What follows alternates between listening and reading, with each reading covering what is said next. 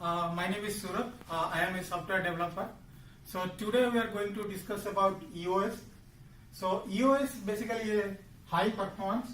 It's open source, and you have to build a smart contract for the decentralized applications.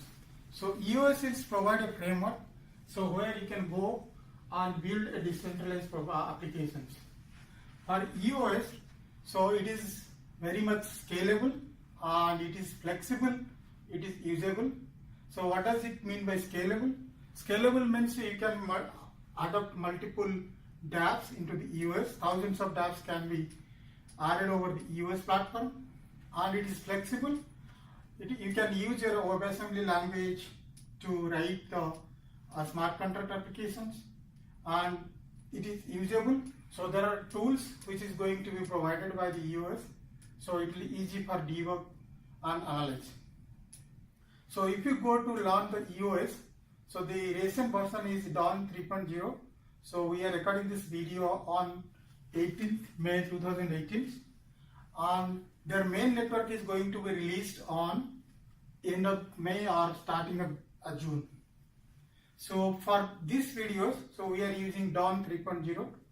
So before why we are going to learn the EOS, so there are a lot of smart contract framework which is already available. The high demand smart contract framework is Ethereum, and apart from that there are a couple of smart contract applications frameworks which is going to be coming in the future. So these are Cardano, these are Neos, these are Lisk and Gilica. So today we are going to discuss a compare between Ethereum and EOS. So what is the difference between Ethereum and EOS? So before moving to EOS, so the first difference is cryptocurrency. So for Ethereum, so we are using Ether, and for EOS, you are going to use EOS. And if you go to the network, so I hope for Ethereum you can use for public and private, and EOS you can use both public and private networks. And for consensus, so what does it mean by consensus? The consensus is like agreements, the technique when your block is going to be added inside the blockchain.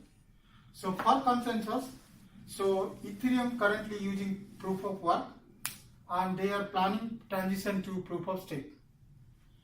For EOS, so we are using delegated proof of stake, so DPoS. So DPoS means, so there are, when the main network is going to be launched, there are 20 person or organizations going to be selected, and that 20 person is going to be chosen by one person. Its total is 21 person. They are voted among themselves. They have to choose who is going to add the block inside the blockchain. So these are the delegated proof of stakes, and it is very much comfortable for the governance. The next one is fork. So Ethereum, it's hard to fork, and it is also risky. So because of that, the Ethereum, so they have two different DAOs are there. One is for Ethereum and Ethereum Classic. So for EOS, it is easy. So you can update and you can create without disturbing other EOS dApps or other EOS applications. It is always easy. The scalable, the next one is scalable. The scalable, it is single-threaded platforms. Both Ethereum and EOS is single-threaded, asynchronous communication in between them. But in Ethereum, it is 25 transactions per second right now, and in future it may move to 50 to 100. But for EOS, though it is single-thread transactions, but it will support 10,000 transactions per second to 1 lakh transactions per second. So this why the EOS is more popular. For economics, let's go for another difference, that is for economics. So Ether, we used to use the gas, and so for EOS we don't have any fee, so zero transaction fee. But for Ethereum, so the rich actors, they can freeze the network. So for example, let's say there is a new ICO came, and that ICO, you need to participate in that ICO, So if you put more gas, so your transaction is going to be faster. So because of that, you can freeze the network. But EOS, so there is no such concept is there. So let's move to the smart contract. So for Ethereum, we are using Solidity, and they both, it's a smart contract. For EOS, we can use a C++ programs. So that is also you can use.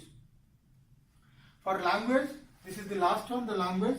Language you can use Golang for Ethereum, Python and Solidity. So these are the programming language you can use for Ethereum. For EOS, we can use Golang, or we have to use WebAssembly and C++. So EOS can understand only WebAssembly. And if you write a C++ program, you have to convert to WebAssembly, and the EOS can understand the WebAssembly. You can write your program any language, but if you want to convert to WebAssembly, the EOS can understand. So now we saw the difference between EOS and Ethereum. So I am not biased to any of these, so both having pros and cons. So EOS, though it is a new platform, it is going, the main network is going to be launched in June this year. So I just make some comparison between Ethereum and EOS. So why you are going to learn EOS. So now we are going to see, so how we are going to install those EOS and how we are going to write a program. For EOS, there are two versions, Dawn 2.0, the previous version, and Dawn 3.0. So Dawn 2.0 and Dawn 3.0, there are different commands, the different concepts are there. But for Dawn 3.0, let's say for example, Dawn 3.0, the architecture is like, so you have this is the person, okay, so where I can write, I can give the commands. So inside that I just log in my system. So they have given a framework like Cleos, CLEOS, and Cleos. Here what you are going to do, you have to create a wallet and you have to create an account, and this wallet and account is going to communicate with your blockchain. But you see there is no communication between wallet and account, so both are different. So the Cleos is a command line console where you can connect to KEUSD. This is a daemon, and this daemon is going to create a wallet. It is going to create a public key, it is going to create a private key. So you can associate your public key, private key with this wallet. So this is by the daemon process. Now, so we have a blockchain which is running, and this is going to communicate by the nodes, okay. So we have to connect a nodes, so NODES. From there you have to connect to the blockchains. How do you connect? You have to create an account. So in Cleos, this is command line. You have to create a wallet, you have to create an account. From the account you can connect your blockchains. So this whole system, we can create our own network. We have to run our smart contract. So for creating this, so we have to use what are the softwares. Now I am going to discuss about what are the softwares is going to be required. For that, let's say for example, we can execute. So first I have to log into my Windows machine. So once I log into my Windows machines, I have to install VirtualBox. Once the VirtualBox is installed, I have to install Windows Ubuntu. So I have tested both the version, Windows 16.4 LTS and Ubuntu 16.4 and Ubuntu 18.4. So both is working fine. So I can install Ubuntu 18.4 LTS. So after that high level overview I have given why I want to learn the EOS. This is the so thanks very much for watching this video.